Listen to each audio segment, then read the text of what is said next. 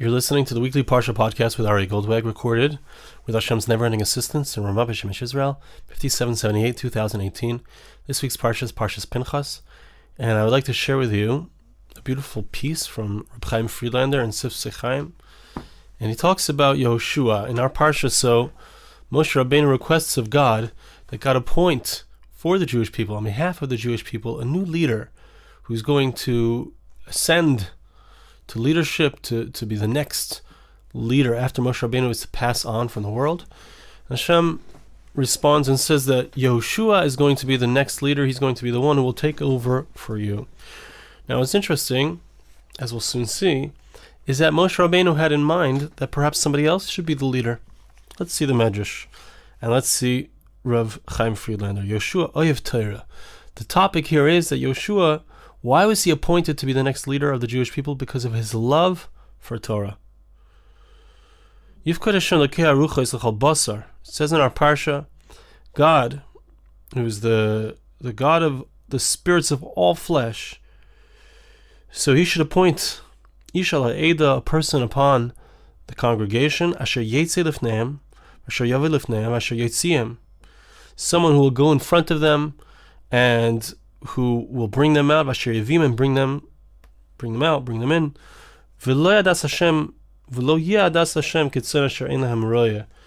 And the congregation of God should not be like sheep without a shepherd. Because of Rashi says like this: of what prompted Moshe Rabbeinu to ask God to give a proper leader for the Jewish people? What prompted him was that when the daughters of Tzlach had said that we would like to have our inheritance, we would like to continue the spiritual inheritance of our father, Amar, so he heard this and he said to himself, so he said to himself, I have two sons, Gershon and Elazar, and they have a inheritance as well. Their spiritual inheritance is that I'm the leader of the Jewish people, and I would like them to continue in that leadership. Okay, so that's what sparked his question of who is going to be the next leader of the Jewish people. He knew that he was going to pass on. He heard the daughters of Tzlach asking for their inheritance, so he asked for his inheritance. Hashem said to him, that is not what my intent was. My intent was not that your children should be the next leaders of the Jewish people.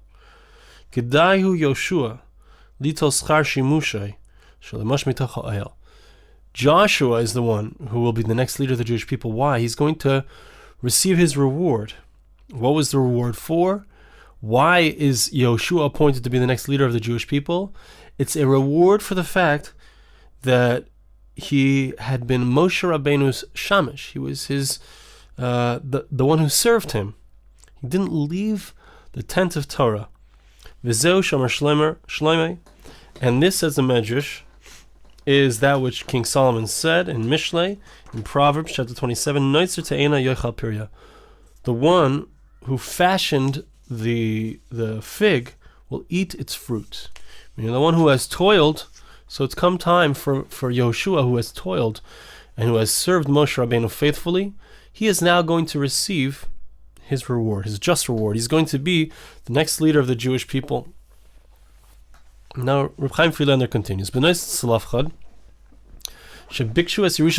we said, the daughters of Tzlach, so they wanted the inheritance of their father. They didn't just want a monetary inheritance. They wanted to continue the spiritual inheritance of their father, to continue in the service of God, which was special, that their father had. They also wanted to continue that. What is the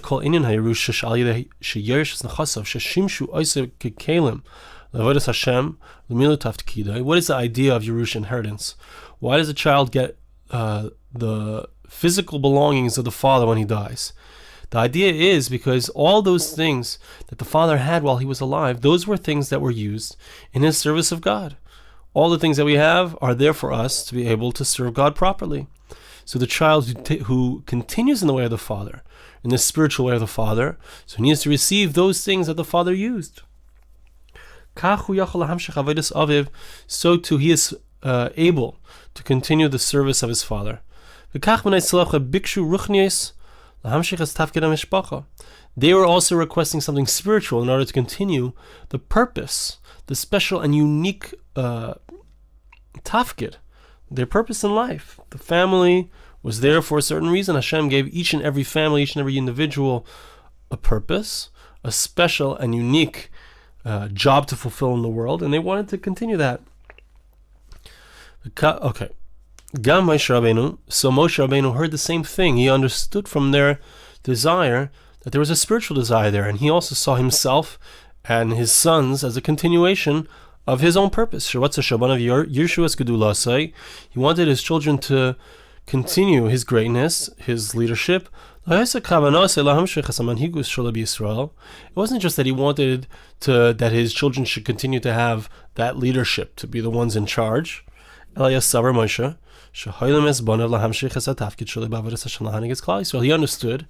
Moses thought that he had raised his children in such a way that they would be the ones to continue in his spiritual purpose in life, which was to lead the Jewish people.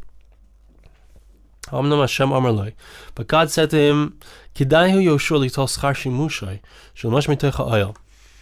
God said, there's something different about Yoshua. Joshua has something unique which has entitled him and made him ready, has prepared him for the leadership of the Jewish people, and that is that he has not left the Ohel, the tent of Torah. Yoshua shimesh Moshe b'mesirus atzmai. Yoshua served Moses, completely giving of himself, surrendering his own self. He was able, through serving Moses, to be that person, to prepare himself to be the one who would lead the Jewish people. The reward, so to speak, is that he merited that level through his service of Moshe, and therefore he is fitting to be the one who's going to give over the Torah to the Jewish people. What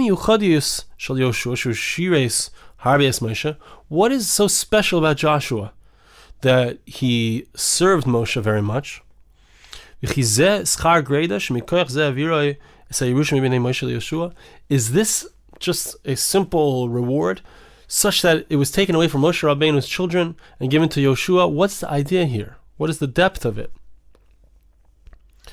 So, Reb Chaim Friedlander is going to quote from us an amazing chazal, an amazing statement of our sages. What was the service of Yoshua? What did he do? What was special about Yoshua? Chazal Amru.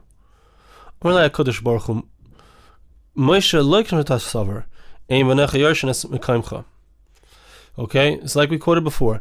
Moshe Rabbeinu was told by God, it's not as you thought that your children are going to inherit your spot, your position. You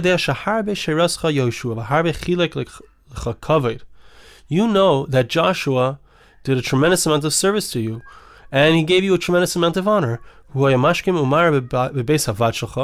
And he would get up early in the morning, and he would go to sleep late in the place where you taught Torah, in order to get the benches ready for people to sit. And he would spread out the mats. So he's the one who's going to take over the leadership in order to fulfill that which it says, the one who created or worked at the figs, he's going to eat the fruits. Why did Joshua receive the reward to become the leader of the Jewish people? Because he was the one who set up the benches, and he was the one who set up the mats, so that the Jewish people will be able to study Torah without interruption. We would think that when we're looking for the right person who's fitting to be the leader of the Jewish people, we need to find somebody who has the power of leadership. He knows how to control the people.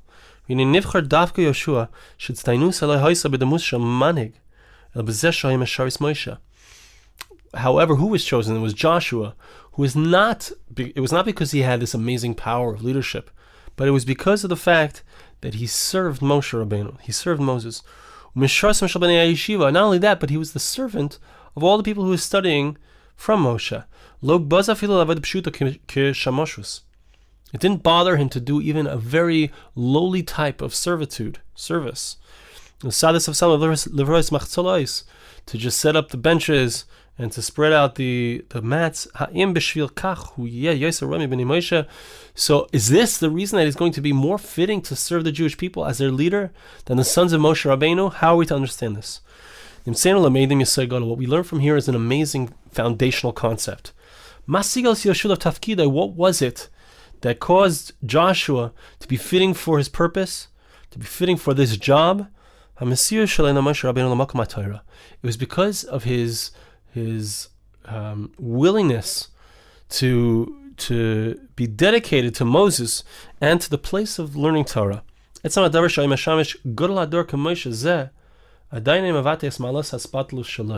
fact that he serves Moses does not yet show us that he is somebody who is completely given up himself. It could be that he did it for reasons of honor. Right? He's serving Moshe Rabbeinu, the Gadol Hador, the greatest of his generation. But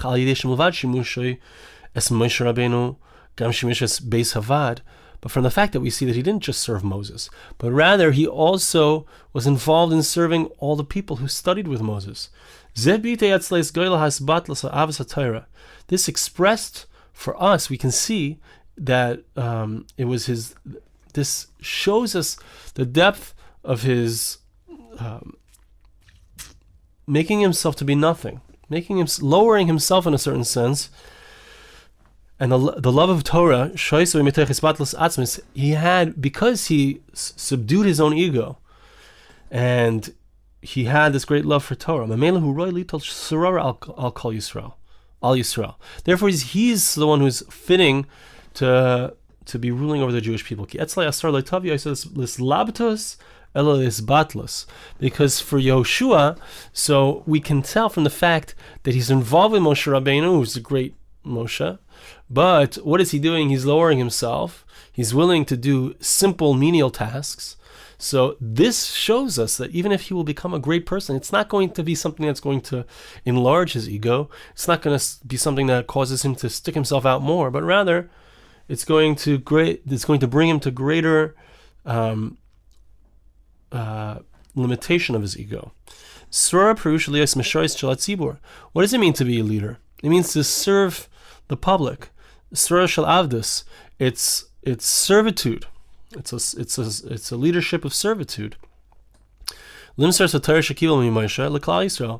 give over the Torah that was received by Joshua to the Jewish people, without any level of ego. So since this is his personality, this is how his personality was expressed within the context of serving Moshe. So therefore, we didn't have any worry. And God is telling us that this is the right person to be the leader of the Jewish people. Chazal Amar, sages say, Misharabu zechuche halev, rabu machlekes b'Yisrael. From the point in time that there were people whose hearts were too big, their egos were too large, that's when the arguments came about between the Jewish people. Bia Rashi there explains, as a Gemara in Saita on page 47, they didn't pay attention properly because of their own egos. They didn't pay attention well to what their teacher said. They heard the basic idea. They didn't hear every detail, but they figured, I'm smart enough to figure it out later. And of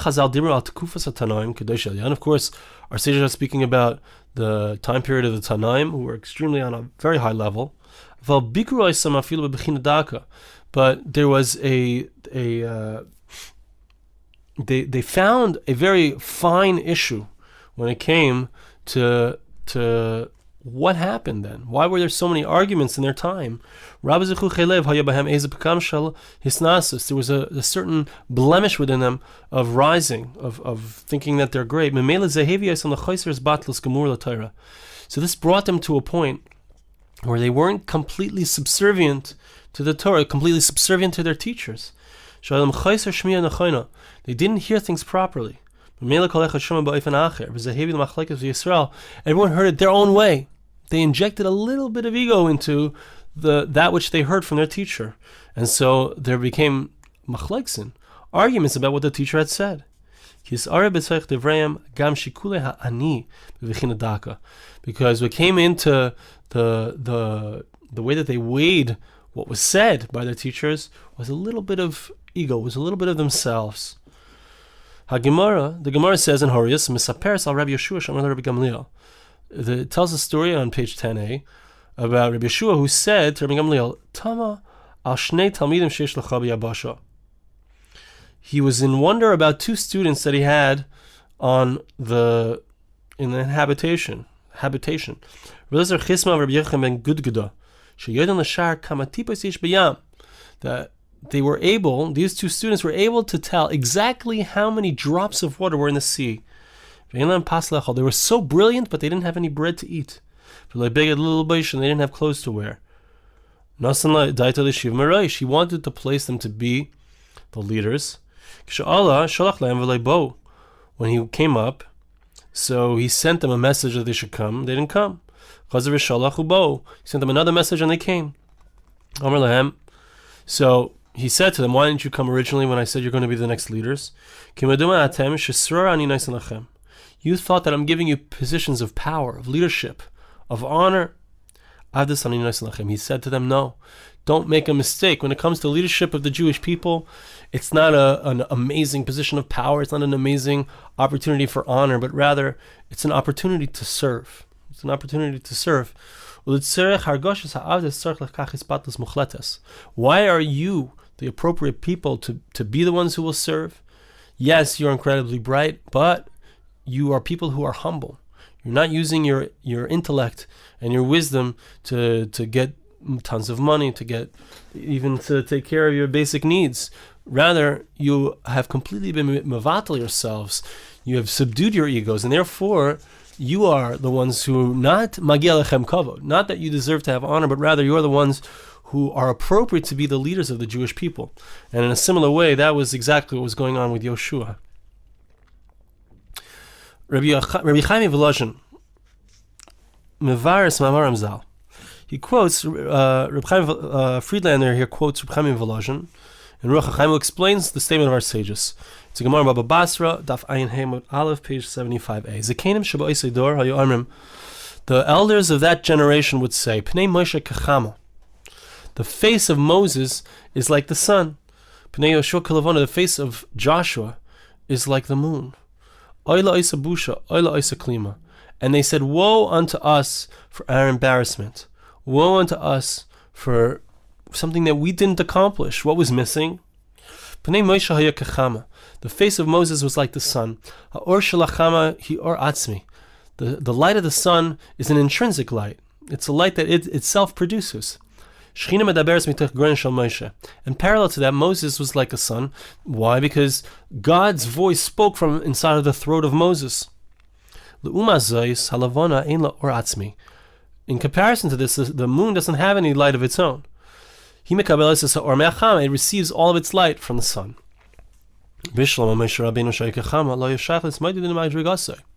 So the sages of the generation of Joshua were saying, Moshe Rabbeinu, we can't be like Moses, because the light that he had is so awesome, it's not something that we can attain.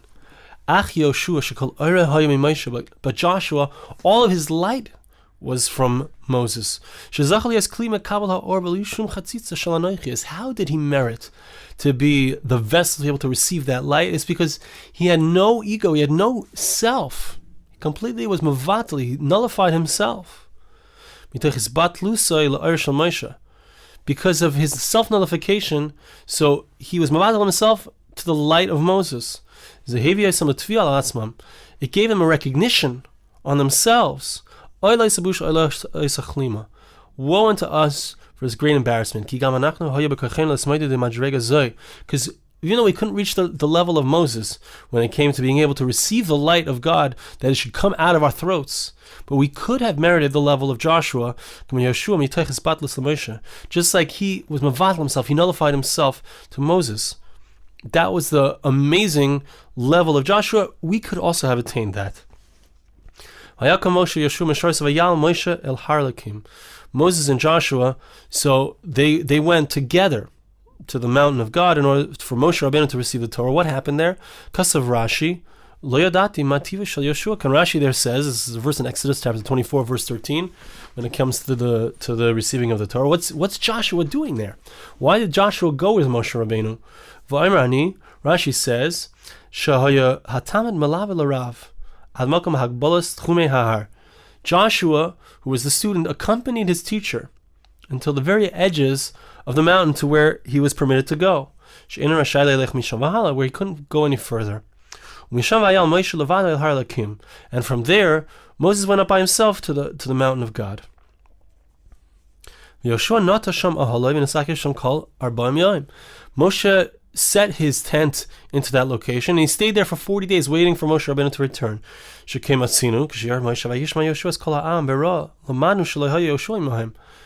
So Moshe Rabbeinu, when he comes down from the mountain and the golden calf was going on, Yoshua didn't really know what was going on in the encampment. Why? Because he had been sitting at the bottom of the mountain waiting for Moshe Rabbeinu to return.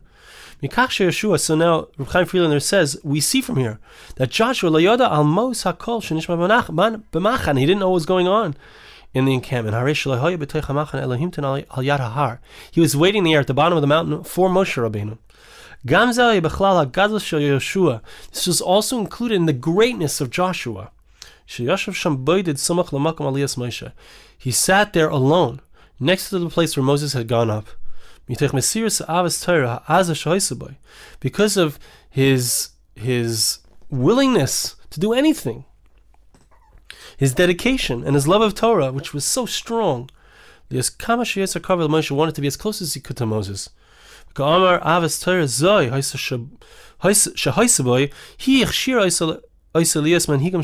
was this love of Torah, this hisbatlis, this self-nullification that caused him to be the person who would be able to be the leader of the Jewish people. Okay? Now, so these are all of the aspects of Yoshua that caused him to be the one to be chosen over the sons of Moshe Rabbeinu, to be the leader of the Jewish people. And here he wraps up and gives us the message for ourselves. Rabbeinu Yonah Biras Mamorim Zal. Rabbeinu Yonah explains the statement of our sages. The Chazal say in Pirkei Avos that who is the person who is wise? Somebody who learns from everyone. As the verse says, I learned from all of those who taught me. If a person knows everything, if a person knows all of the wisdom, he's not considered wise. He's a fool. If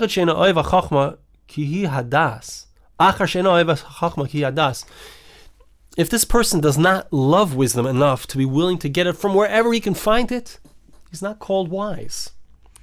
But someone who loves wisdom and has a tremendous desire for it, he doesn't know anything. That's called a wise person. He is going to run after wisdom because he wants it so much. That's the quote from Rabbeinu Yonah. He's not embarrassed to ask anyone for information. Rabbeinu Yonah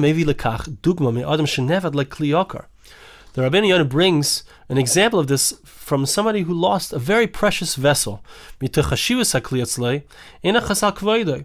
it's such an important, he lost a golden pen. Right? It's so important to him, he doesn't care about his honor. He'll even ask a little child, did you find a golden pen? Because his object is so precious to him. A person who loves wisdom, he's not afraid to ask anybody something which, if he can find out wisdom from them. That's what the verse means. I learned from all those who taught me. I became wiser. This was the unique trait and the unique positive attribute of Joshua. He loved wisdom to the point of complete self-nullification. And this is the opening for us if we want to know how we can succeed in learning Torah, in finding out God's will, in taking spiritual actions. How much is a person willing to give up his honor in order to receive the Torah? How much is he willing to give up his laziness for Torah?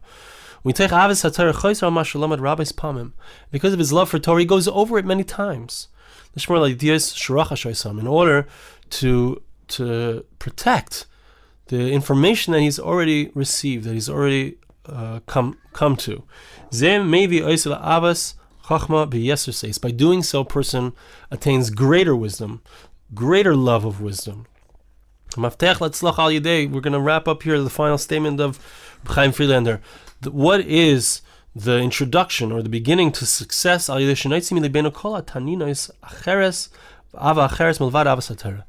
taking out of our hearts anything other than the love of Torah, the love of God, the love of the will of God.